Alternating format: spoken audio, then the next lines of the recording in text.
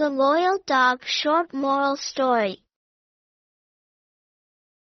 A farmer had a loyal dog named Max, who guarded the fields every day.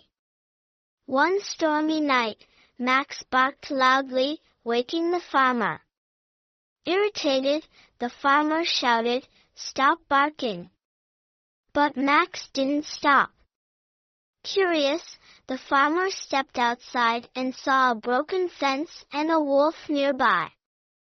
Thanks to Max, the farmer saved his sheep.